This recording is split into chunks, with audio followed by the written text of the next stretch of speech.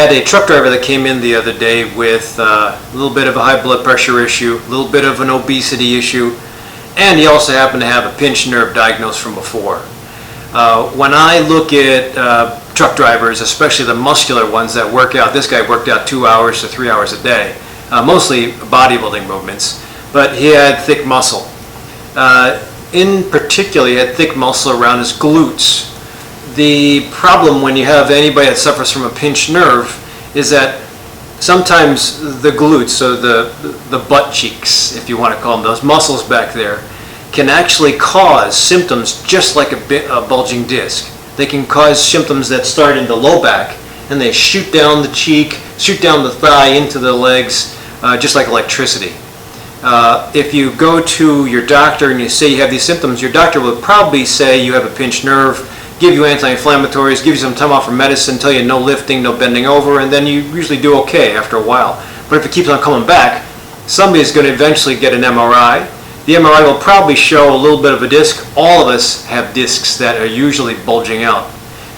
Let me stop there and then go to some anatomy. I love anatomy class.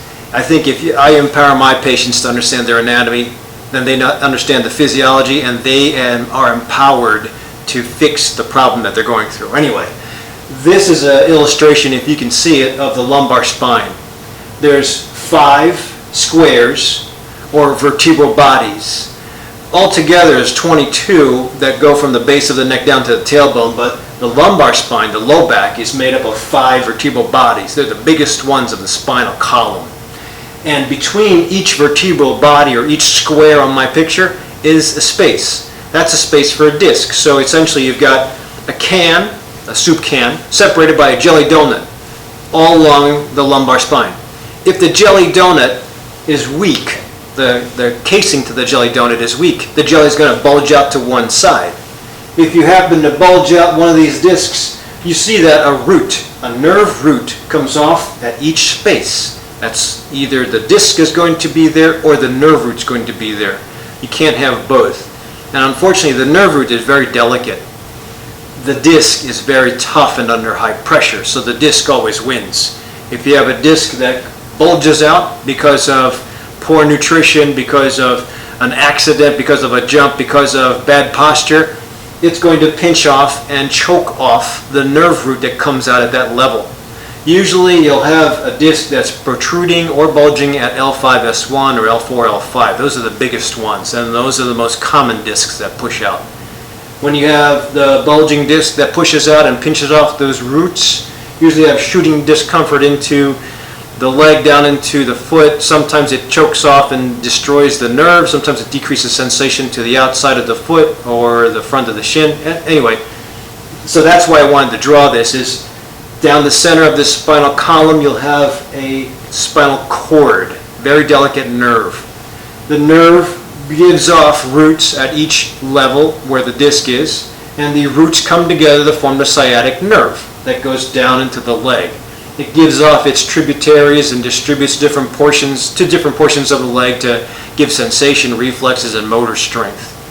So depending on where a patient has symptoms, outside of the foot, inside of the foot, decreased reflex, can't stand on their toes, we can usually, with a good evaluation, tell which disc is being the irritated area. Nowadays, we usually just say, go get an MRI and we'll see the picture. The problem is, most Americans that don't have back pain will have a bulging disc. So especially as you get older in age, 50, 40 years of age, obese, usually you're going to have a bulging disc. But that disc doesn't necessarily mean it's going to be pinching off a nerve. So here's the surprise. You have a guy that has the symptoms of a pinched nerve because of the piriformis muscle. And yet you get an MRI and it shows a disc. Guess what? The surgeon's going to attack the disc. That's why it's very important to make sure that your doctor does a full evaluation and considers all other possibilities of the shooting nerve pain. So in particular, with regards to piriformis syndrome, there's a muscle that goes from the outside of the ball and socket femur. The femur sits here. It is a ball and socket in the hip bone or pelvic bone. And the pelvic bone is connected to the sacrum. There's always that song. One bone's connected to the next bone. Well, anyway, this is all in unison, and there's a muscle that goes from the outside of the femur, that's a greater trochanteric fossa, to the sacrum, the SI joint. And it works to, when it contracts, it brings the leg into a certain motion. But the problem is, it also passes right by the sciatic nerve.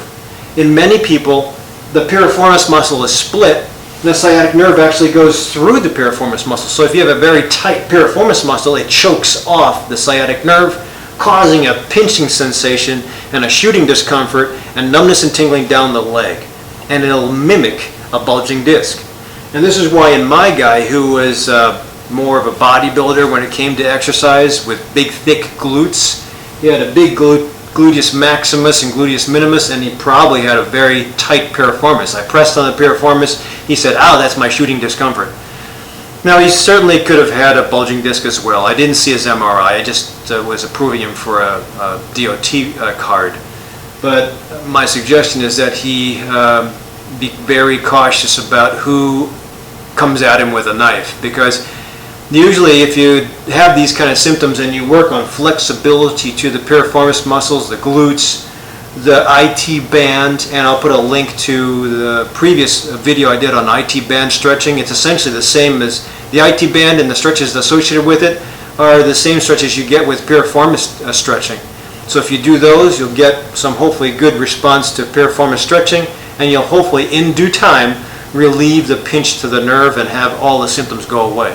In addition, you always have to strengthen the back and maybe get away from those big muscle building movements onto more flexibility, more cardio, especially if you're high blood pressure, especially if you're obese, and maybe cut down that 2-hour exercise to 20 to maybe 60-minute at the most exercise. More high intensity training or high interval training. So the bottom line with the piriformis muscle is that always consider it as a possibility for the pinched nerve. What I like to do is elicit pain from testing the piriformis muscle and see if it reproduces the discomfort. The true way is to actually get something called an EMG. And an EMG, although it's painful, it will tell you where the pinch is coming from. It's like a mapping of the sciatic nerve. This is an acupuncture model that I use to show my patients about which meridian I'm going to try to get moving with them in their problem. In the terms of Western medicine and sciatic nerve impingement, this model can be reflected in the lumbar spine here, the sacrum here, the hip, and the femur. The sciatic nerve will come down just like this and go down to the rest of the leg. So if you irritate the piriformis muscle right here, or do maneuvers to stretch and contract the piriformis muscle if it produces the pain, there you go. The EMG, as I was talking about, are kind of painful, but the EMG or the PMR doctor or the neurologist will take needles, put them in different places along the sciatic nerve, and then send an electric charge, very mild, down the nerve to see how fast it takes to get from one end to the next. If one side, the good side, is normal and the other side is slow, then we'll see there's somewhere along this cord that's being pinched off or stopped. The electric impulse is being stopped. That is where the focus of problem is. If it's found to be slow here, that's piriformis muscle. If it's found to be slow here, then the PMR guy or the neurologist will go even further with further needles and get more details about which disc is the problem. So you can also have it here in my sports medicine fellowship. I actually had one guy who was a soccer player, had a hamstring pull, had developed a hematoma. The hematoma encased and surrounded the nerve down here, the peroneal nerve, and he had foot drop. That's also part of the nerves that come off of the low back. But anyway, you can have a pinched nerve anywhere along that line. Same thing with the upper back, but we'll talk just about the piriformis here. So the idea, especially with going back to my acupuncture, if you can get a physical therapist to apply steroids, if you can get a doctor to give steroids, if you can take an anti-inflammatory, if you can take a muscle relaxer, if you can have a physical therapist work on stretching out the muscle, showing the patient exercises to do to stretch out the muscle on its own. And again, please refer to my IT band stretches that I showed as my yoga poses. You can develop flexibility that will help.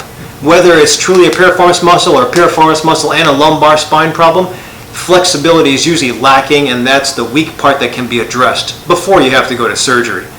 In the case of bodybuilding movements, usually especially with heavy squatting, you put a lot of pressure on you put a lot of muscle building activity in the glute area and the piriformis muscle. As far as powerlifting and squatting, there's a lot of fulcrum point that's placed on the low back. Not a good exercise to do when you have chronic back pain.